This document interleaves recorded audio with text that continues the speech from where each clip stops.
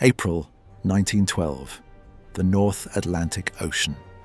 A ship, the largest ever built, steams through the darkness at nearly top speed. Her passengers sleep peacefully in their cabins. First class, second class, third class. More than 2,000 souls aboard. The wealthy elite of Europe and America. Families seeking a new life across the ocean. Crew members who've made this crossing many times before.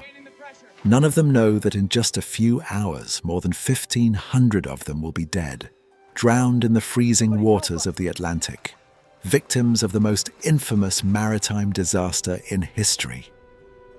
This is the story of RMS Titanic. The 20th century has arrived with breathtaking speed. In the space of a generation, the world has been transformed by science and industry.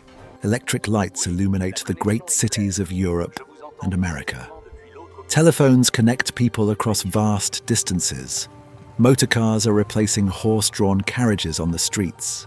And enormous steel ships, true floating palaces, cross the oceans faster and more luxuriously than ever before. For the wealthy, it is a golden age of comfort and optimism. The British Empire remains the world's dominant power. Her navy rules the waves. Her factories drive global trade. And nowhere is this confidence more visible than in the race to build ever larger, ever faster passenger ships. The prize at stake, the blue riband, the unofficial honor given to the fastest passenger ship crossing the Atlantic, and the money that comes with it. Millions of immigrants are leaving Europe for America. Rich passengers will pay vast sums for luxurious accommodation. The shipping company that offers the biggest, fastest, most magnificent vessels will dominate this hugely profitable trade. The White Star Line, one of Britain's most prestigious shipping companies, is determined to win this battle. In 1907, they commissioned 3 enormous sister ships: Olympic, Titanic, and Britannic. These will be the largest moving objects ever created by human hands. They are designed by Thomas Andrews, a brilliant naval architect from Belfast, Ireland. The plan is audacious. Each ship will be more than 880 feet long, almost a sixth of a mile. They will weigh over 46,000 tons, rise 11 stories above the waterline, and carry up to 3,000 passengers and crew. Construction begins at the Harland and Wolff shipyard in Belfast, the world's largest shipbuilding facility. 3,000 workers labor for 3 years to complete Titanic. They build her from the keel up. 3 million rivets holding together 2,000 steel plates. 8 massive boilers. 29 coal-burning furnaces. Engines powerful enough to drive her at 23 knots. But it is the luxuries that truly set her apart. First-class passengers will enjoy palatial suites, a grand staircase, a gymnasium, a swimming pool, Turkish baths, and a lavish dining saloon. Even third class, usually cramped and miserable on other ships, is given decent cabins and dining rooms. The ship is promoted as unsinkable. Not officially, but the claim spreads quickly through newspapers and advertising. She is built with 16 watertight compartments, doors that can seal instantly in an emergency. The designers believe that even if 4 compartments flood, Titanic will stay afloat. It seems impossible that anything could sink her. On the morning of April 10th, 1912, Titanic is ready for her maiden voyage. Southampton Harbour is packed with spectators. Flags flutter. Bands play. The ship towers above the dock, her 4 enormous funnels reaching for the sky. At noon precisely, 6 tugboats pull her away from the pier. Her steam whistles blast a deafening farewell. Captain Edward Smith stands on the bridge, a veteran seaman with 40 years of experience. At 62, this will be his final voyage before retirement. White Star Line has given him command of their greatest ship as a fitting end to his career. He is calm, confident, respected by all who serve under him. The first day passes without incident. Titanic calls at Cherbourg, France, then Queenstown, Ireland, to pick up more passengers. Finally, on April 11th, she sets out across the Atlantic for New York. There are 1,316 passengers aboard and 891 crew. The passenger list reads like a directory of wealth and power. John Jacob Astor IV, one of the richest men in the world, is traveling with his pregnant young wife, Madeline. Benjamin Guggenheim, the mining magnate. Isidor Straus, owner of Macy's department store, and his wife, Ida, who have been married for 40 years. Margaret Brown, a wealthy philanthropist from Denver who will later become known as the unsinkable Molly Brown. The ship's designer, Thomas Andrews, is also aboard, monitoring Titanic's performance on her first crossing. And Joseph Bruce Ismay, chairman of the White Star Line, keen to showcase his company's masterpiece. But the majority aboard are ordinary people, families emigrating to America, workers seeking better opportunities, young couples starting new lives together. All have saved for years to afford even a third-class ticket. All trust their lives to this magnificent ship. For 3 days, the voyage proceeds smoothly. The weather is fine, the sea is calm. First-class passengers dine on 10-course meals. Oysters, lamb, duck, salmon, ice cream, and fine wines. They stroll the promenade decks, play cards in the smoking room, listen to the ship's band. Second and third class passengers are equally delighted with their accommodations. Even in steerage, the food is good, the cabins clean. Children play on the open decks.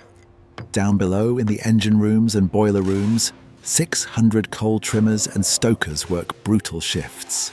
They shovel coal into the furnaces, ton after ton, to keep the massive engines running. The heat is unbearable, the noise deafening, the work exhausting. But Titanic steams on, making good time, heading west toward New York. Captain Smith knows that other ships in the region have reported ice. This is not unusual for April in the North Atlantic, but the reports are numerous. Ice warnings arrive by wireless telegraph throughout the day on April 14th. At 9 in the morning, Greek steamer Athenae reports passing icebergs and large quantities of field ice. At 1:40 in the afternoon, Baltic reports icebergs and large quantities of field ice. At 7:30 in the evening, Californian reports 3 large icebergs. Captain Smith reads these messages. He adjusts course slightly to the south, but he does not reduce speed. This is standard practice at the time. Ships maintain speed and trust their lookouts to spot danger in time to avoid it. No one aboard is particularly worried. The night is calm. Visibility is good. At around 9:40 in the evening, Captain Smith retires to his cabin. The bridge is left in the hands of First Officer William Murdoch, an experienced seaman who knows these waters well. Up in the crow's nest, 2 lookouts, Frederick Fleet and Reginald Lee, peer into the darkness ahead. They have no binoculars. The ship's binoculars have been misplaced during the voyage. They rely on their eyes alone. The temperature is dropping rapidly. The sea is glassy calm, perfectly flat. There is no moon, but the stars are brilliant in the clear, cold sky. It is 11:40 at night. Frederick Fleet strains his eyes, searching the darkness ahead, and then he sees it. A massive shape, dark against the starfield, directly in their path. An iceberg. Fleet rings the crow's nest bell 3 times, the warning for danger ahead. He grabs the telephone, calls the bridge. Iceberg, right ahead. On the bridge, 6th Officer James Moody receives the call. He relays the message to First Officer Murdoch. Murdoch reacts instantly. His training takes over. "Harder starboard," he shouts to the helmsman. The order will turn the ship to port, to the left. "Stop engines, full astern." He reaches for the switch to close the watertight doors below. But Titanic is moving at 22.5 knots. She is 882 feet long, weighs 46,000 tons. Ships like this do not turn quickly. 37 seconds pass.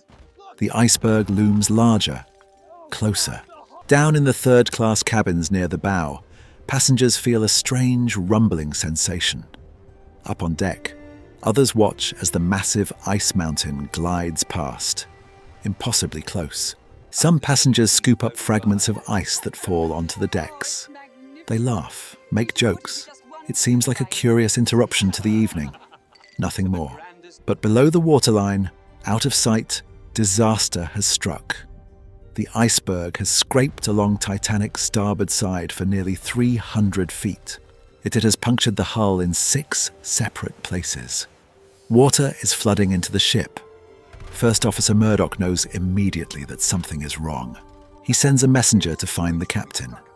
Captain Smith hurries to the bridge in his nightclothes.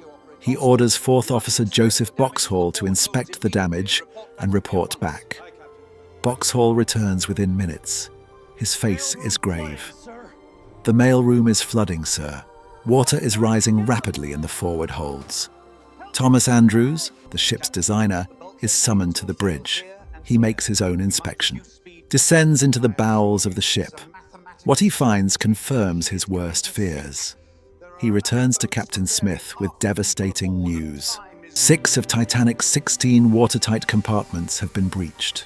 She was designed to stay afloat with 4 compartments flooded, but not 6. The laws of physics are immutable. The mathematics brutal and simple. Water will continue flooding forward. As the bow sinks lower, water will spill over the top of the bulkheads into the next compartment, then the next. "How long do we have?" Captain Smith asks. Andrew's reply is quiet but certain. An hour and a half at most. It is just past midnight.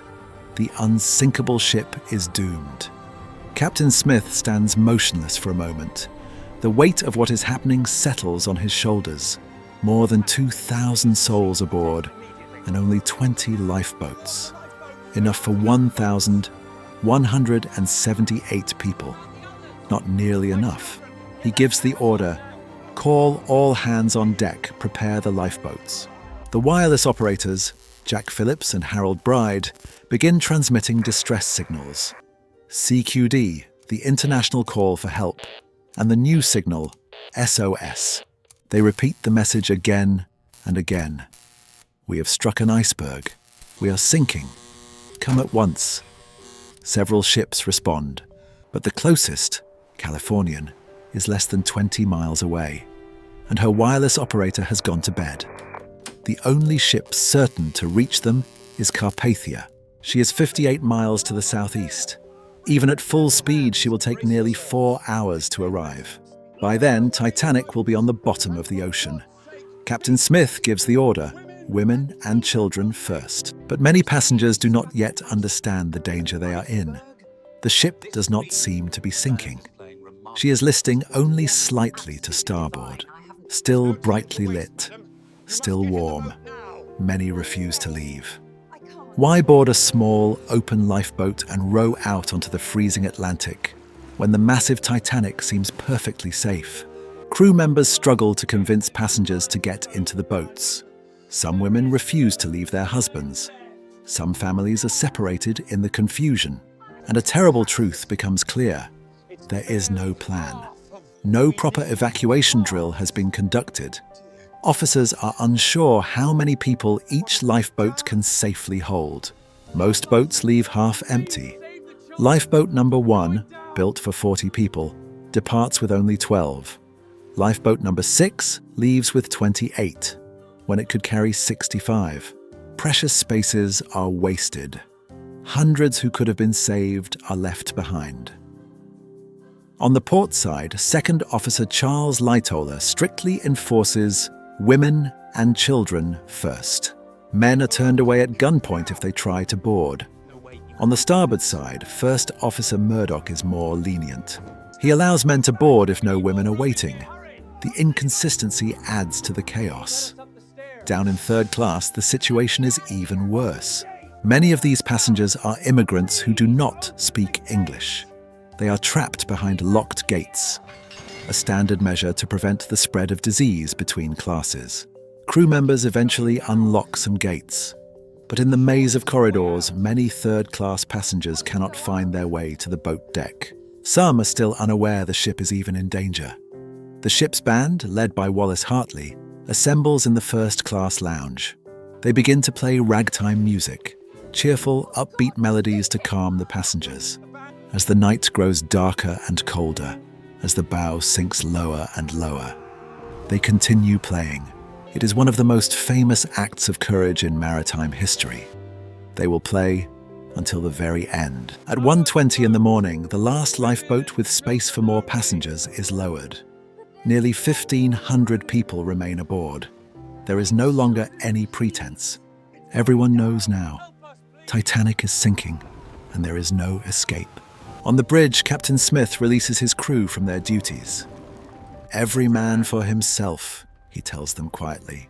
Some officers still work to free the collapsible lifeboats, canvas boats with wooden bottoms. If they can launch these, perhaps a few dozen more might be saved. The bow is now completely underwater. The stern is rising out of the sea. Passengers cling to railings, climb toward the highest point of the ship. Some jump into the water, hoping to swim to the distant lifeboats. But the water temperature is 28 degrees Fahrenheit, just below freezing. Those who enter the water have perhaps 15 minutes before hypothermia kills them. Most will die within 5 to 10 minutes. The ocean claims them by the hundreds. In the lifeboats, survivors hear the screams. Hundreds of voices crying out in the darkness. Some boats row back to help, but most do not. The crews fear being swamped by desperate swimmers, so they row away into the night and listen to the cries grow weaker and then fall silent. Down in the engine rooms, the engineers stay at their posts. They keep the generators running, keep the lights burning, keep the wireless transmitting. Their sacrifice gives others a few more precious minutes. Not one engineer will survive. Thomas Andrews, the ship's designer, is last seen in the first-class smoking room. He stands alone, staring at a painting above the fireplace, lost in thought. His life's work is dying around him. His magnificent ship, his unsinkable masterpiece, dragging 1,500 people to their deaths. He will go down with her. Captain Smith is seen on the bridge as the water rises. Then he disappears. His body will never be recovered. John Jacob Astor helps his pregnant wife into lifeboat number 4. An officer allows him to join her, but Astor refuses. "The ladies go first," he says. He steps back, lights a cigarette, watches the boat lower away. He will not survive. Isidore and Ida Strauss are offered places in a lifeboat, but Ida refuses. "I will not be separated from my husband," she tells the officer. "We have lived together for 40 years. If he stays, I stay." They are last seen sitting together in deck chairs, holding hands. Benjamin Guggenheim and his valet change into evening dress. "We are prepared to go down like gentlemen," he tells the steward. The ship's band continues to play. As the deck tilts at an impossible angle, as the stern rises higher and higher, they play on. Their final song, according to some survivors, is the hymn, "Nearer, My God, to Thee." At 2:18 in the morning, the lights flicker and go out, plunging 1,500 people into total darkness. The stern rises almost vertically out of the water. People lose their grip, slide down the deck, crash into machinery, plunge into the sea. The stress on the hull is too great. The ship cannot hold together. With a sound like thunder, Titanic breaks in two between the 3rd and 4th funnels.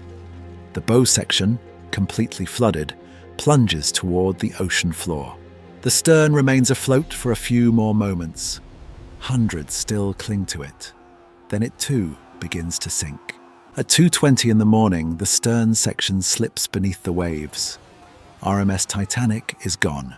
1,500 people are left in the water. The sound is unbearable, a chorus of screams and cries that echoes across the calm ocean. Hundreds thrashing in the freezing water, calling for help, praying, weeping. In the lifeboats, survivors huddle together. Some weep, some pray, some sit in stunned silence. A few boats row back to search for survivors, but they find very few. The cold has done its work with terrible efficiency. Within 20 minutes, most of the screaming has stopped. By 2:50 in the morning, the ocean is silent. Only the lap of small waves against the lifeboats, the creak of oars, and above, the brilliant stars, indifferent to the tragedy below. At 3:30 in the morning, green flares appear on the horizon. Carpathia has arrived. Captain Arthur Rostron had pushed his ship to the absolute limit. He shut down heating, diverted all steam to the engines, drove Carpathia through ice fields at reckless speed, and he arrived, too late to save the ship, but in time to save the survivors. One by one, the lifeboats are found. Survivors are helped aboard, cold, shocked, traumatized. Many have lost family members, friends, loved ones. 705 people are pulled from the lifeboats. More than 1,500 have perished. The wealthiest man aboard, John Jacob Astor, is dead. The poorest immigrant families, dead. First class, second class, third class. The ocean did not discriminate. Though the numbers tell a story, only 25% of third-class passengers survived, compared to 62% of first class. Wealth could not buy salvation, but it did help. The wireless operators, Phillips and Bride, stayed at their posts almost until the end. Phillips transmitted distress signals until the water reached his feet. He did not survive. Bride was washed off the ship but managed to cling to an overturned lifeboat. He survived. Captain Smith went down with his ship, as was the tradition of the sea. The band played until the very end. Not one of them survived. Wallace Hartley's body was later recovered. His bandmates were not. At 8:30 in the morning, Carpathia sets course for New York. On her decks, survivors huddle under blankets, drink hot coffee, try to process what has happened. Many are still searching for family members, asking other survivors, "Have you seen my husband, my wife, my children?" Some questions will never be answered. The wireless operators aboard Carpathia send a message to the world. Titanic sank at 2:20 this morning after collision with iceberg. Many lives lost. The news spreads like wildfire. In New York, crowds gather at the White Star Line offices, desperate for information. In Southampton, Titanic's home port, where so many crew members lived, entire streets will be plunged into mourning. Almost every family in some neighborhoods has lost someone. On April 18th, Carpathia arrives in New York. 40,000 people crowd the docks. Reporters, photographers, families searching for survivors. As the survivors disembark, the full scale of the disaster becomes clear. So many faces missing, so many families torn apart. Inquiries begin immediately, in America and Britain. How could this happen? Who is to blame? Could it have been prevented? The testimonies reveal a litany of failures. Warnings ignored, speed maintained despite ice reports. Inadequate lifeboat capacity, no proper evacuation plan. The Californian, just 20 miles away, had shut down her wireless for the night. The disaster sparks sweeping changes in maritime safety. New regulations require enough lifeboats for everyone aboard. 24-hour wireless watch becomes mandatory. The International Ice Patrol is established to monitor icebergs in the North Atlantic. Ships are required to conduct proper lifeboat drills, but for the 1,500 who died on April 15th, 1912, these changes come too late. For decades afterwards, survivors will relive that terrible night. Her crew saw distress rockets, but did nothing. The White Star Line's claim that Titanic was practically unsinkable is exposed as hubris. Some will speak of it. Others will never discuss it again. The trauma stays with them for life. The wreck of Titanic lies 2.5 miles below the surface. In the total darkness of the deep ocean, the two sections rest 1/3 of a mile apart. For 73 years, the ship remains lost. Then in 1985, a deep-sea expedition led by Robert Ballard discovers the wreck. The images they bring back are haunting. The grand staircase where passengers once descended in evening dress, now a gaping hole. The bow buried in mud, the stern crushed by the impact with the ocean floor. Shoes, suitcases, dishes, the scattered remnants of 2,000 lives. The Titanic disaster has never faded from memory. It remains the most famous shipwreck in history, not because it was the deadliest. Other maritime disasters have claimed more lives, but because of what it represented. The unsinkable ship, the triumph of human engineering and confidence, brought low in a single night. The rich and poor, famous and unknown, all equal in the face of death. And the individual stories of courage and sacrifice, of cowardice and survival that emerged from the darkness. The disaster shattered the optimism of the Edwardian age. It exposed the arrogance of believing technology could conquer nature, and it showed that tragedy could strike anywhere, anytime, even aboard the most magnificent vessel ever built. More than a century later, the name Titanic still evokes that cold April night. The ship steaming through the darkness, the iceberg emerging from the shadows, the screams of those left behind as the stern rises vertical, then slips beneath the waves, and the terrible silence that followed. 1,500 souls lost to the freezing Atlantic, in a disaster that should never have happened, on a ship that was never supposed to sink.